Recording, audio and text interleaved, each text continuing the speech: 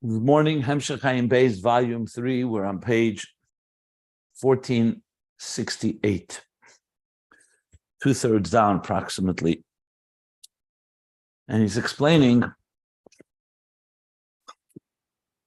in context of the relationship of God and godliness with existence, which is all part of understanding what is the hisbonenus of Hashem Echad, the Yichud Elah and Yichud Tata, the higher and lower unity, began this being discussed in the bottom of page 1466 in this context. It's been discussed at length earlier, Hamayrik Be'echad. So it's all part of that discussion of us in this world, in the soul coming down to a body, into a material body, into a physical world, seeing a fragmented existence, meaning an existence that's made up of multitude of many details, where the divine is concealed. Shcherani, it's dark and concealed. And we have the mitzvah of reconnecting and reintegrating, and on a conscious level, that existence is really, truly an expression of the divine, of godliness. That's our avodah. And Shema epitomizes that and personifies that very concept. Mitzvah yichud, which she said is a central mitzvah in all of Torah mitzvahs. All mitzvahs is liyachid kutshabricha v'shkinta, to reveal the divine, and specifically both the divine within existence and the divine that's beyond existence, and show how both of them are one. So the transcendent and the immanent are interfaced and integrated all with existence, as we've learned at length, and now we're elaborating upon in context of how to educate and train and harness the animal soul, because the animal soul, of course, is the primary player in the material world. That function and role is all about self and ego and self-interest. So it's the animal soul that needs to be transformed. So it's explaining the process of this yichud and what the dynamics of it are. So far what we've learned is that there is two levels of yichud, as he explained at the bottom of page 1466. One is yichud elah, like Das Elyon, where all of existence is completely, simply divine energy. Like he said, and the second, Baruch Shem Kved Malchus Leilam Vod, or in Shema itself, Hashem Elokeinu, in the second lower level, Hashem Echad, is that there is an existence, but the existence is Bitl Hayesh, is aligned with godliness. And these two relate to the two levels of Seviv Kalalman and Mamala Kalalman, transcendent divine energy, which is beyond existence. From there we experience the first level of the higher level of Yichud and Bittul, and the second is Das Tachten, is where the divine is already engaging with, or at least contemplating or envisioning existence. Different ways you can explain it, but bottom line is the Hashayach Le'Elems, the Mamal Kalam that enters into existence and interacts with it. And there is an existence, but the existence is bottled. And then there's the Yichud of these two levels of Yichud. They too become one. They're really all one because there's one God. And ultimately, they're all joined together. Then, to explain that, he went into Yesh Ma'ayin. What is Yesh Ma'ayin? Because you have to understand such levels of Yichud, you have to understand what is the relationship. So, to contrast Yesh Ma'ayin to Yesh Miyesh. Everything that is man-made, everything that's in existence, not just man-made, everything in existence is a Yesh from a Yesh, which means they're commensurate to each other, cause and effect. And number two, it impacts the source, or the cause is impacted by its effect, by its engaging and interacting with the effect.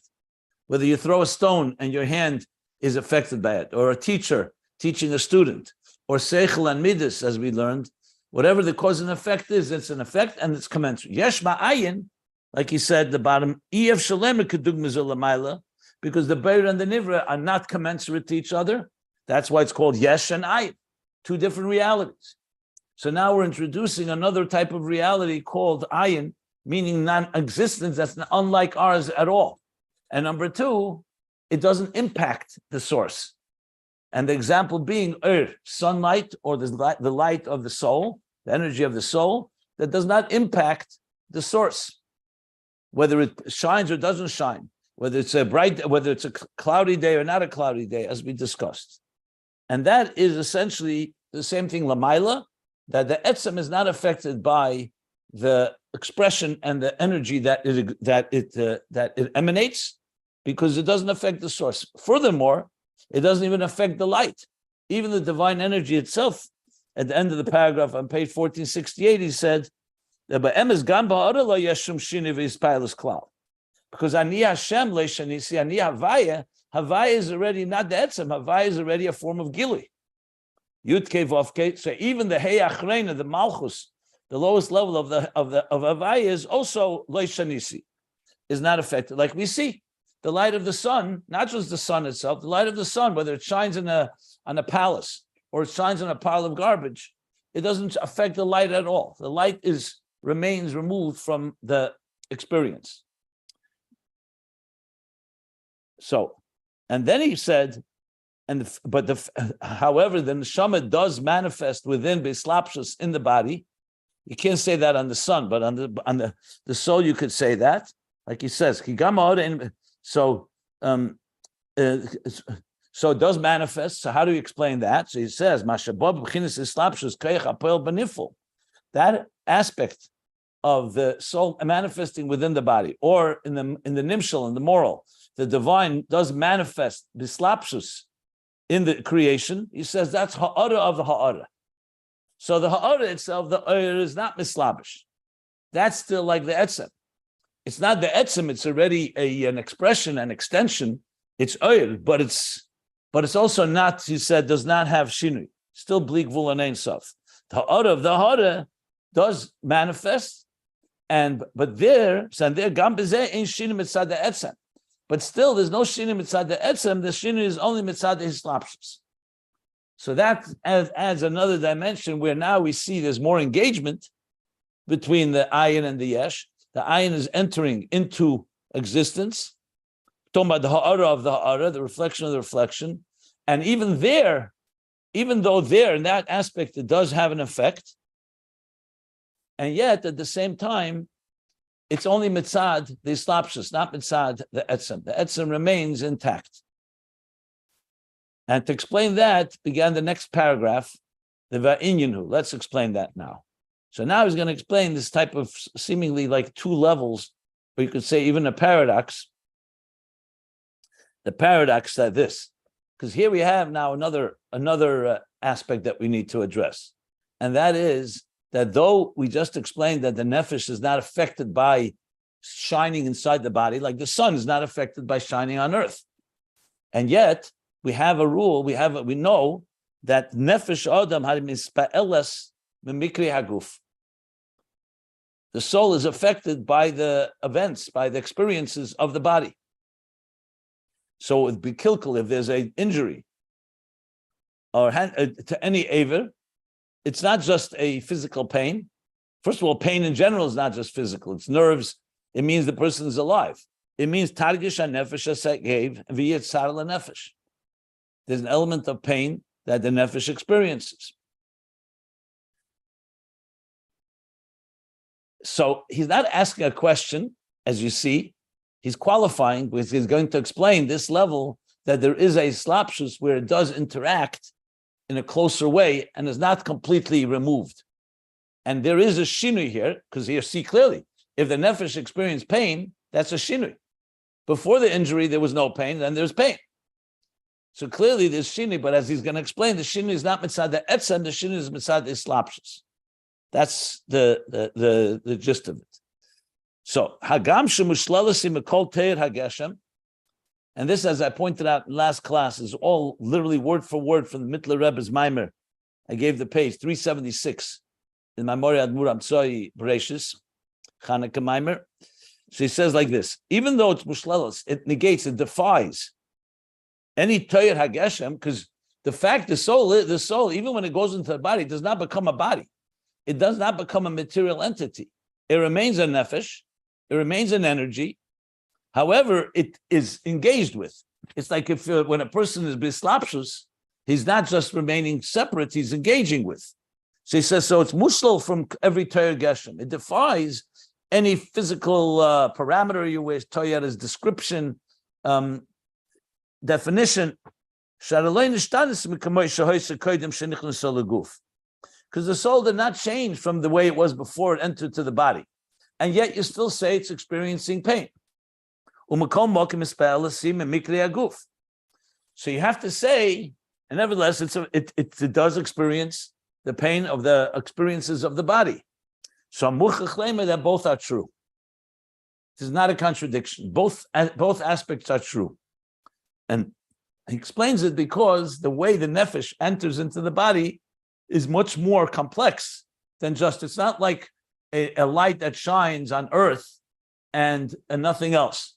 There is an interaction that's deeper in the relationship between the nefesh and the guf, which of course is setting up the whole understanding of how the nefesh alekis manifests in the nefesh habamis, and the shemen, the oil of the nefesh habamis, is going to be fueling the divine soul. Like if you remember a few pages back, he made it very clear that the divine soul understands godliness through the meshalim and dugmayos, through the animal soul's intelligence, and the animal soul's intelligence is affected by the divine. This was explained in detail on page 1464 and 1465. So it's very clear. He already spoke there about the islapshus of the nefesh alekis, nefesh habamis. But now he's speaking about it in context of Achdus Hashem, how we understand the godliness interacting with existence. And later, the Mittler Rebbe is going to go back to explain with that we'll understand the divine soul and the animal soul. The Rebbe Rashab, on the other hand, as we know, is never going to get back to that, at least in the written part of what we have from Ayin Beis. But that is where the direction where it's headed. So what does the Shnei Memes mean? So how does it explain that both are true? How do we reconcile it? Because he says, when the soul came down to the body, it didn't just remain, as I said, a detached energy. It's nislapshus bedamu basar. Nislapshus. You may recall we learned the difference between nislapshus and maivir. Maivir means something passing through, like a funnel. If you pour liquid through a funnel, it doesn't change the liquid kiyuz in any way. It channels it, it harnesses, but that's it. The liquid is exactly the same. That's more derech maivir, something passing through.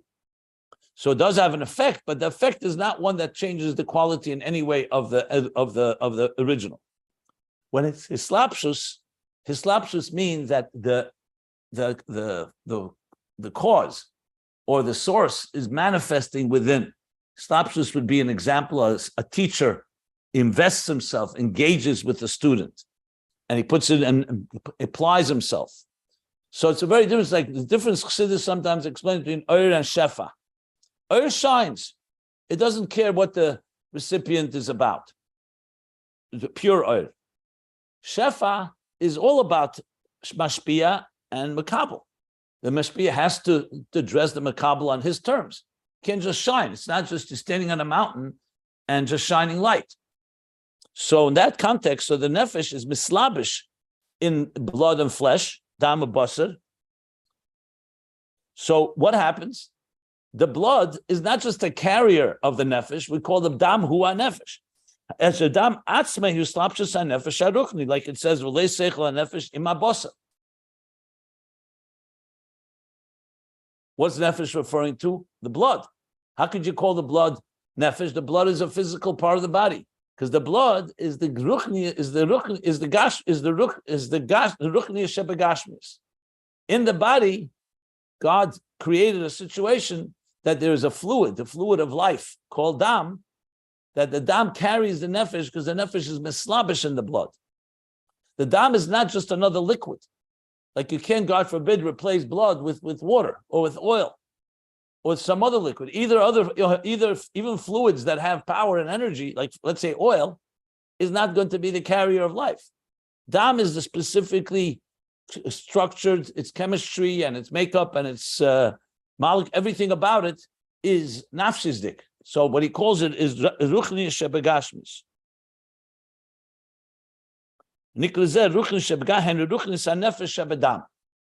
It's the spirit of the soul. So yes, before the soul enters the body, there's no blood because there's no physical body. But when the soul does enter, it manifests in the blood. It's just like not just like, but similar when we say the nefesh elikis resides in the mind. Mishkan of the nefesh elikis is the mind. Obviously, the mind is not the divine soul, but the divine soul manifests there. That becomes its residence. We say v'shachanti b'seicham, that God dwells among us. So obviously, God is beyond us, but He could be mislabish and manifest in an internalized way. So that's the dam. And on the other hand, so yes, the dam is the Ruchnius She'Bgashmius. On the other hand, it's not the Ruchnius, and it's even not Gashmius She'Beruchnius. She'ein le'ze'erech afila Gashmius She'Beruchnius. Because on the other hand, as I explained, the nefesh also has two dimensions: the Ruchnius She'Beruchnius, the spirit of the spirit, and the nefesh as it begins to become prepared and primed to enter a body, like he said. So the etzem aruchni k'moshi b'torim boye leguf. Va'af ma sheyesh bo koyach galus v'espashus lahachis called geshem shenikar Gashmius She'Beruchnius. So just as the body has the physical of the physical, Gashmius She'Bgashmius, the Ruchnius of the Gashmius is dam, blood. So the nefesh as Ruchnius She'Beruchnius is the nefesh itself, but the nefesh as it expresses and reveals itself is like the nefesh preparing itself is the Gashmius She'Beruchnius, and even there's a serious distance between the Ruchnius She'Bgashmi, the blood, and the Gashmius She'Beruchni, which is Lamaila hu harbe mebchinas Ruchnius She'Bgashmi, dahainu hanefesh hamislabeshes umurkeves bedam.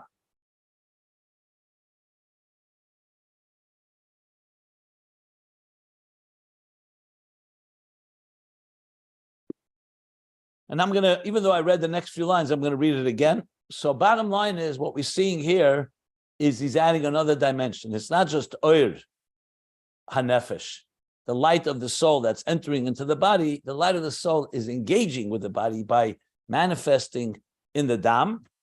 And though it's manifesting in the dam, it's still two realities here.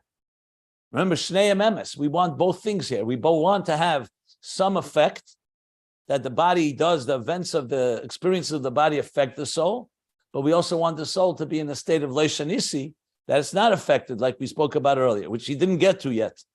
But he's explaining how both of them, he's basically in the process of explaining how both of them are true, the Shneim Emes. So we still need to read further to understand it, but that's where it's going. Okay. So I'll continue reading, even though I read it yesterday, I'll just read. The Ima Yes, the line that begins Chulu, page 1468, and the pages can be found at ayinbeis.com. So it says like this now. I'm going to try to finish, let's see, I'm not sure how far this goes, but yeah, I see it goes quite a while, but I'll stop soon for some questions if you have any. Okay, but let's continue filling in the story here. So it says, the Ima Yes, the Shneim Him Rak Ha'oros HaNefesh. And even though both of them, what does both mean? Both the Ruchnius of the Gashmius and the Gashmius of the Ruchnius are both not the Nefesh itself. It's only Ha'oros HaNefesh, the close Ha'oros Lahachis. And the general purpose and the general function of this light of the soul, the energy of the soul, is to vivify, to energize, to give life. V'hainu koyach galus. That's why it's called ha'oret. So koyach galus, because the nefesh itself, etzem nefesh, you could say without a koyach galus would just be an entity of its own, a divine soul or soul, and that's that. But no, but God created it with the way that it also has ability to give life. You know, you could imagine an energy that doesn't do anything for anyone else except it's a self-contained divine force.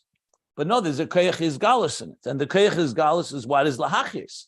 That's the whole purpose of the soul, is to come and give life to the body. I mean, I can't say the whole purpose. It's all in this context, the biological purpose of giving life.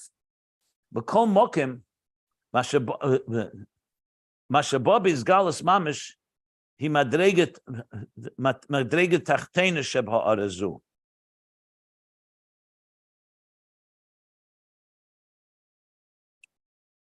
Just give me 1 second. Yeah. Nevertheless, this ha'ara, and we're talking about the Ruchnius, the Gashmius She'Bgashmius, which means the nefesh as it is relating to giving life to the body. He says it's only from the lower level, madrega achrein. Remember we said madreg tachtein shebara, like what he said before, the ha'ara of the ha'ara. We're not talking about the oir hanefesh itself. We're talking about the madreg tachtein shebara zu uba b'bchinas nivdol me'etzem haruchnius shebenefesh.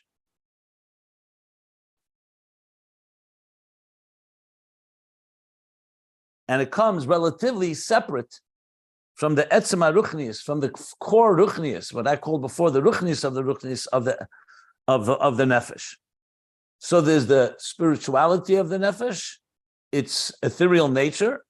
There's its expression and revelation, which is coming to give life. There's the dam, which is on the other end in the body, something that's the ruchnius within the Gashmius, and then there's the body itself, the basar, not the nefesh. What he calls nefesh ima basar, damu nefesh. Okay.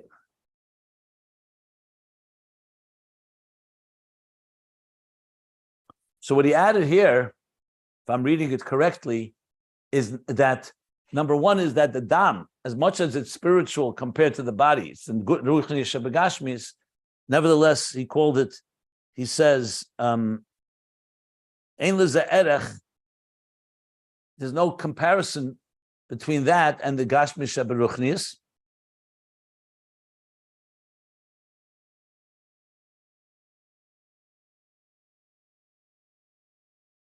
And furthermore, the Ruchnius She'Bgashmius, the Gashmius She'Bruchnius, the nefesh's galus is also nivdal from the etzem ruchnius of the nefesh. So you have here basically four levels, if you really want to look at it. The nefesh itself, the Ruchnius She'Bruchnius, the Gashmius She'Bruchnius, which is the nefesh, its expression to give life to the body, the Ruchnius She'Bgashmius, which is the blood, and the Gashmius itself is the body. And they're different levels. We'll soon see how it all comes together in our context here. Okay, to continue on, and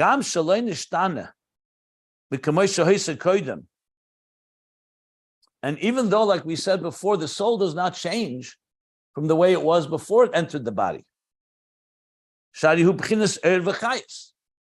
we learned earlier, it's oir v'chayis, and oir does not change as a result in context to the thing that it's giving energy to.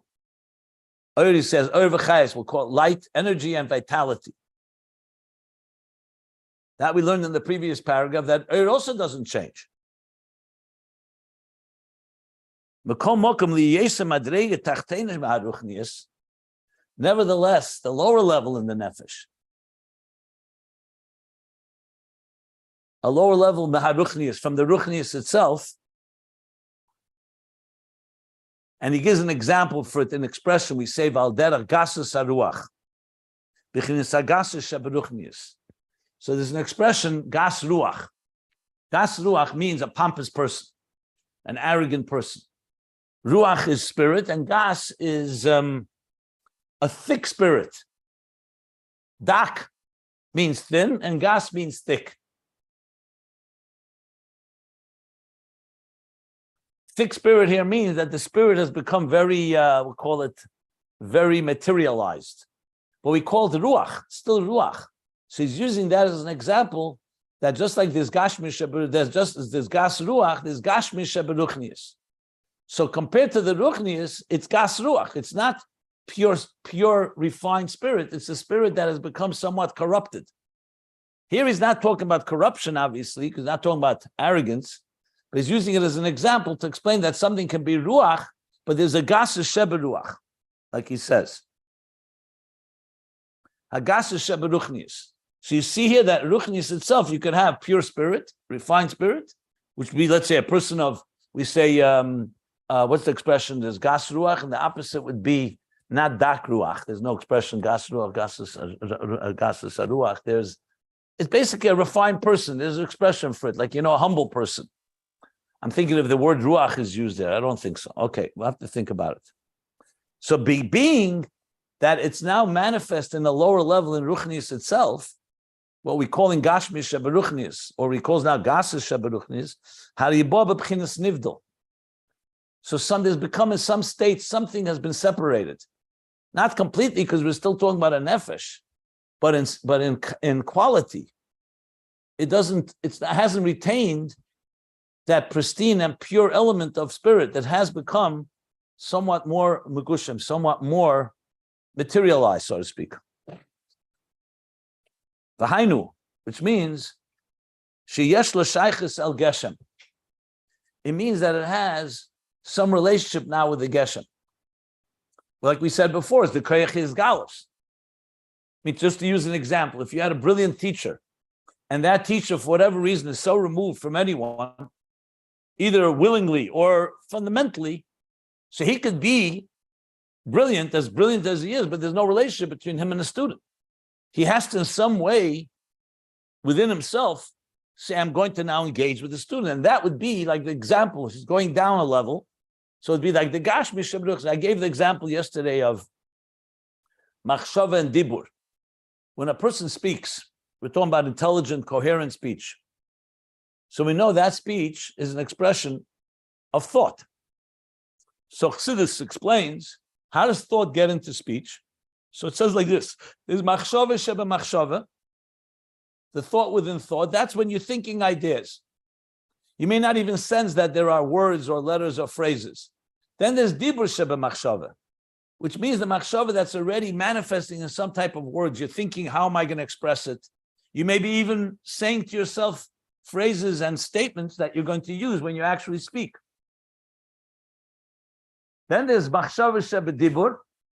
That is the thought that's going into the speech when you're actually speaking. And then there's dibur sheba dibur. That's the actual words you're expressing. I'm not saying it's exactly these levels, but it's the same idea.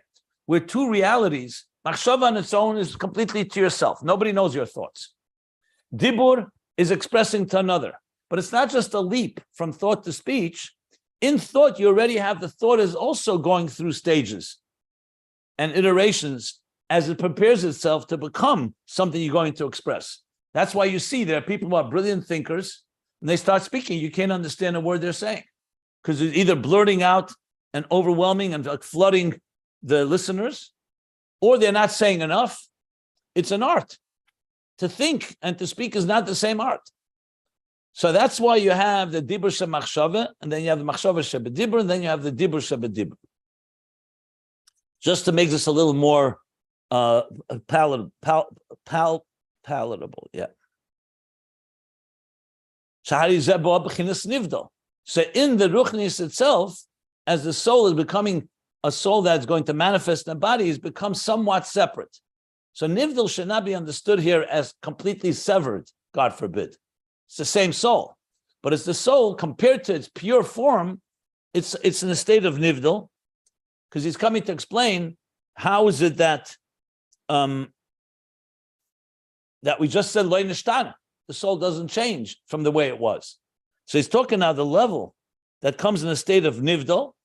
V'hainu sheyesh l'shaychus al geshem hadam. That means it has a relationship to the geshem, to the physicality of the blood. So just like the blood is not pure physicality, it is conducive, like I mentioned, like a wick, to receive life of the soul, damu anefesh. So the soul too has a dimension that's conducive and tailored to fit into the dam. Shaychus al dam el geshem adam. Yeser miluruchnius hanefesh. More than to its source, which is the ruchnius of the nefesh, which is the nefesh as it is in its pure form. So in other words, there's the core soul, there's the oir hanefesh, that's in its pure ruchnius dika state. Then there's that ruchnius dika state that becomes more, we'll call it revealed and expressed in the Gashmius She'Bgashmius, and that's closer to relating to the dam than it is, than what he calls here, yeah. That there's more connection to the dam than to the ruchnis from where it originates. Why he says it has more connection, you could say as an equal connection. I think he wants to emphasize because it's going to manifest in the blood, so it has to relate to it. So in a sense, it has to somewhat, I don't say shed, but somewhat not retain in a revealed way the intensity and the purity of the soul on its own, the energy of the soul, without his galus and his pashtus. Like the difference between dibur shebamachshava is relating more to the dibur than it is to the machshava, because its purpose is to carry the thought into speech. Okay. Valkain ba ba'akshama. That's why it comes into a state of akshama. Bislapshuse be'evri aguf. That's why the soul now is relating in somewhat ways, becoming concretized or materialized as it manifests in the limbs of the body, which will explain why the pain or the experiences of the body affect the soul on that level. But as he said before, that's only mitzad the islapshus, not mitzad the etzem. So keep that in mind. We'll get back to that. I just want to make sure we don't lose sight of the whole flow here. Okay. Well, commotion is bodily ill, as was explained above. Still more to talk about, but just in case anybody wants any clarity on what I've said right now. So if you want clarity in the whole picture, I would wait because there's more coming. But if something that we just learned, I'm happy to answer any questions or clarify anything. Okay, so let's continue. Valkain. Just for the record, the last 6 lines are 7 lines. 6-7 lines is the Rebbe Rashab's explanation of the Mittler Rebbe. And now he goes back to the language of the Mittler Rebbe, which will go all the way till the top, the 3rd line on top of page 1469. Just to point out, I've marked up my sefer here that to see where exactly Mittler Rebbe and the Al Rebbe Rashab's additions. So now he says like this: Valkain, and therefore, based on what we just explained, these different levels, mitzad Ruchnius She'Bgashmius aguf, due to this Ruchnius, which is in the body, in the physicality of the body, which is damu nefesh, which carries the Gashmius She'Bruchnius of the nefesh. Just to clarify, so this Ruchnius She'Bgashmius guf shenivdeles kvar mina atzmius haruchni, the nefesh, which has now already separated. When I say separated again, it means it's moved to another paradigm, the paradigm of blood, that's going to be vivifying and energizing the human body. So it's moved from the atzmis haruchni. He calls it now atzmis of the ruchni, meaning the core of the ruchni, not as it manifests in this gashmi. The ruchni is nefesh be. So since that's happened now, in other words, it's moved. There's been a certain evolution, a certain transition here. So biyese merkeves bedalad yiseidas gashmim, being that it now the nefesh has moved to this level of Gashmius She'Bruchnius. Oh, I'm saying, he's calling it actually Ruchnius She'Bgashmius, sorry.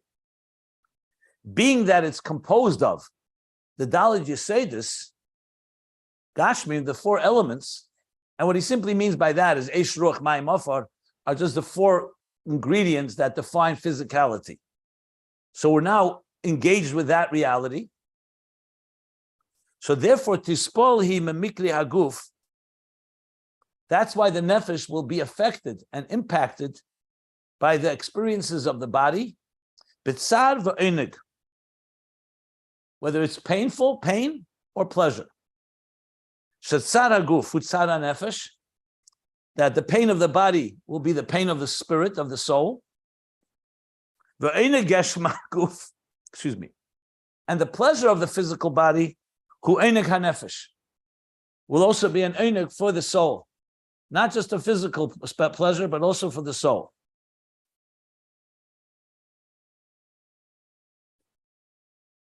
And also the other way around.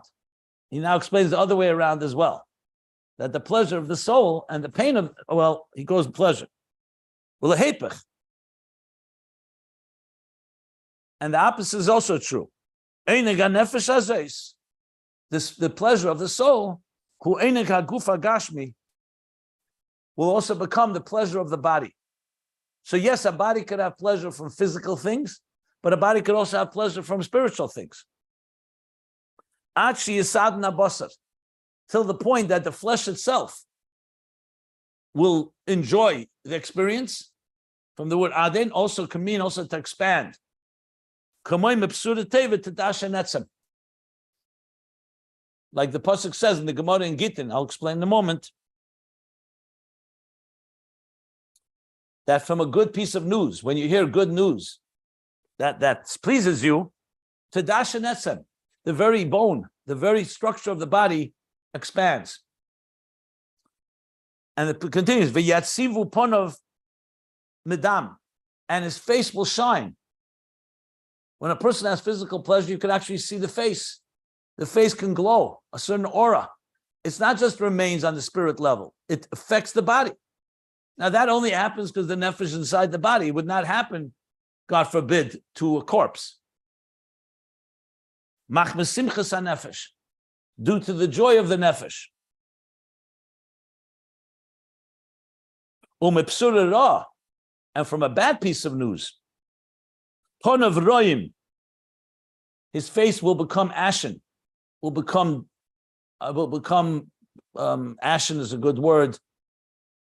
The face will become somber. V'nilke bedam, which means that the blood may even run out, he become pale, to the point yichla haguf, to the point that the very body can become sick. When a person, God forbid, hears a terrible piece of news, it causes grief that can affect the person's health. Shekol zeh meira.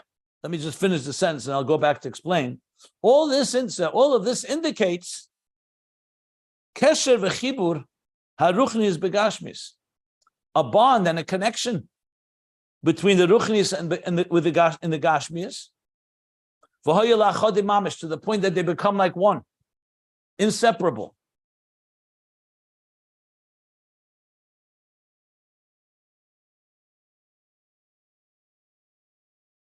So let me just explain a bit more about what we just read. So the Gemara in Gittin tells a story about Vespasian, who was the son of the emperor. So he met one of the Tanoim, one of the sages,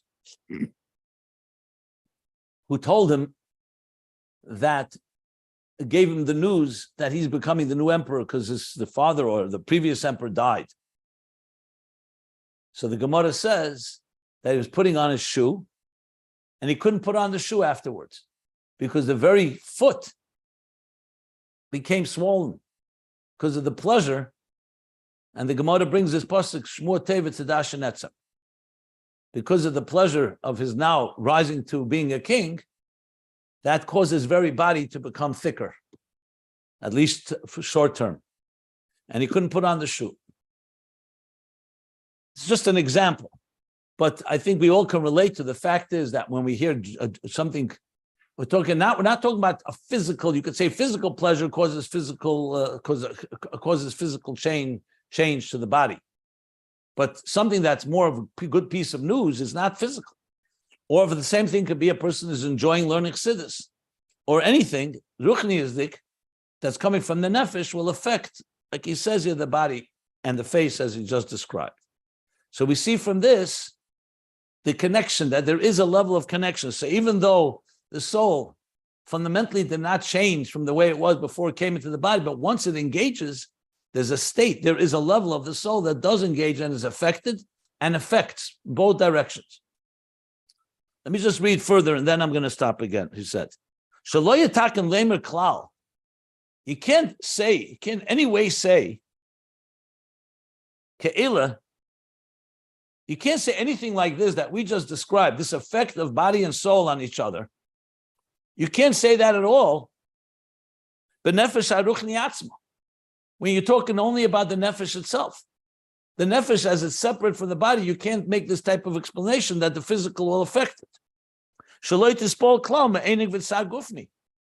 the soul, independent of the body, is not going to be affected, impacted by the pleasure and the pain of the body, or by physical pleasure and pain, or bodily pleasure and pain. Better. Next page, 1469. And so too will the nefesh, the spirit, not be affected.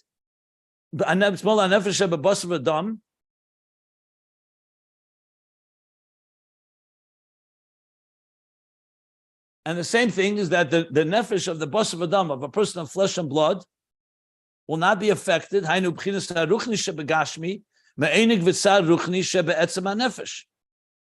So on one hand, the soul will not be affected. The pure soul is not affected by bodily pain or pleasure, pain and pleasure. And the same thing the other way around.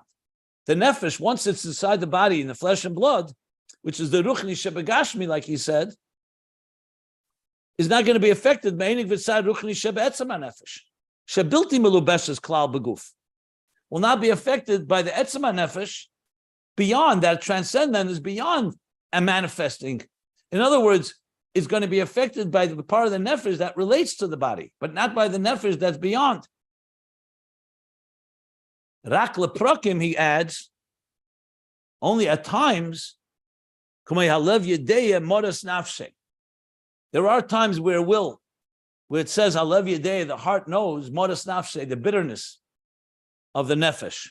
V'chein ma'enig shebehelim demakif. This is actually all from the Mittler Rebbe. So that he's giving an instance, there are exceptions where the nefesh and guf, the guf will be impacted by something, a deep pain in the nefesh. But he says leprokim, which means it's not common. It's only at times. It's infrequent at times. So that's just an exception that he brings. But in general, the relationship, therefore, of nefesh and guf is in the place where they meet, meaning the Gashmius She'Ruchnius meets the Ruchnius She'Bgashmius. That is where it will be impacted by the experiences of the body, pain and joy, like he just explained. But on the other hand, the nefesh itself,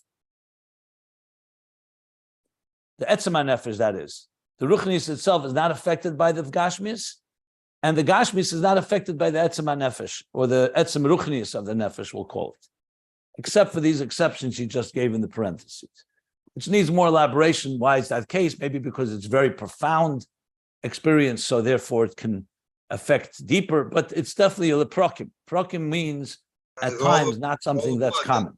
Okay, one second. Let me just finish the sentence here. So summing up here, he's made it clear there's two levels, and that's how you reconcile the two levels, depending which level you're talking about, whether it's Shnei Emes, whether it does have an impact or doesn't have an impact.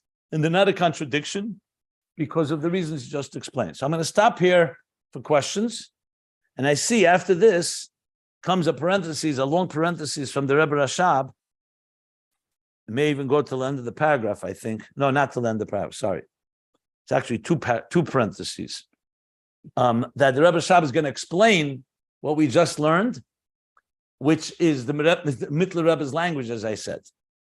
So stay tuned here. There's still a whole section that the Rebbe Rashab is going to, Yesh Lekarev Zeis, is going to explain this idea. Okay, now, any questions? Oh, okay. So I heard. I have a question. I mean, Tzvi was talking. Yeah. But we stopped. Okay. Okay, I guess he doesn't want to talk. What? So I'm trying to clarify whether the Dom perpetually has this Ruchnius She'Bgashmius, or only when it's in the body, a live body. So like blood itself, I mean, it's a tangible Well, you see, thing. there's blood transfusions, so clearly the blood carries something that can bring life to somebody. I think if the blood is, I mean, there's all kinds of rules for this. I think if the blood is removed for too long from a body and it's exposed to the elements, it will lose that vitality. But I think if it's removed properly and stored properly and transferred properly, we see blood. You can give blood to someone else. Right. So, I mean, just to clarify this, I'm not arguing, but you could say that it is this tangible substance that has the capacity to receive a Ruchnius, but only when it's in the body does it actually connect with that Ruchnius. It's it's So kind of what? like copper. What's wrong with that? Hold on. So what's wrong with that? Take a conductive metal. Conductive metal. If you take blood and put it out, let's say in a pot, in a cup, it's not going to create life. Correct. Obviously, it's the blood that's running inside the body that's being pumped by the heart. But as I just said, you could do blood transfusions because the blood contains that vitality. I don't know all the details of how long it lasts and so on, but that you could look up and so on. So, how does that change what it says here? Well, it's not a matter of changing what it says. It's a matter of understanding what it says here. I'm trying to ascertain if Dam is is a davar Gashmi. It's Gashmius, but it has this unique Let's quality. use simple English. Are you asking if blood is physical or spiritual? Well, clearly it's both, but yes. Exactly. And he calls it the spiritual of the within the physical. That's what he calls it. Ruchnius She'Bgashmius. Yeah, and I guess my question is that Ruchnius She'Bgashmius, even when it's not in the body, and you're saying, well, I just said it carries it for a while. I just explained in transfusion, you see it does it. But when a person dies, even though they have blood inside them, they don't stay alive. So the blood doesn't have any life of its own. Right, that's my point, that it seems to be connected so what's the problem? So we're talking about a living human being. How does the soul energize the body? Dam hu nefesh. It's through the blood. Take away the blood, God forbid, drain blood from a person. As much as they have a nefesh, the nefesh won't have where to reside. On the other hand, blood without a nefesh, all it is that. And as I said, it carries the energy. That's why you can have blood transfusions. I'm not sure what the question is. Well, a tangible material can have, let's call it a conductive quality, like take copper and electricity. But copper is not a source of electricity. It just conducts it.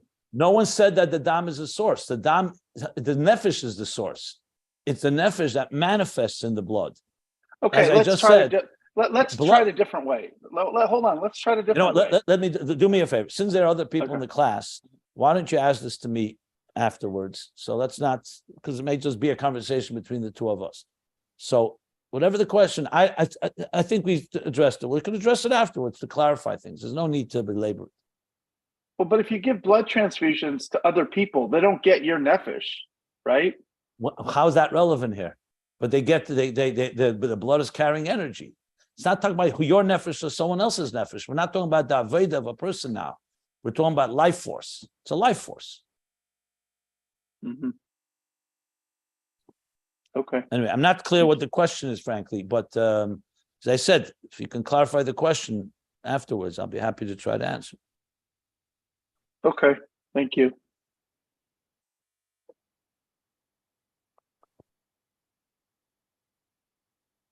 Are there any other questions?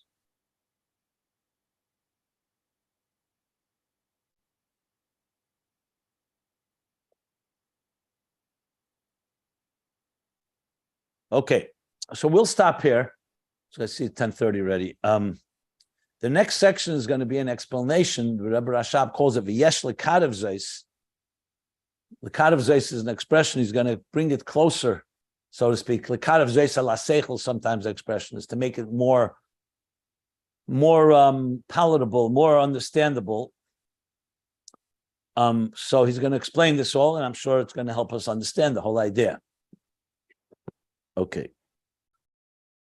If there are no other questions, I'll stop the recording here, and we can then, if you want to ask any questions after that, I'll be happy to. Any questions on what we've learned? Good. So on top of the third line, on top of page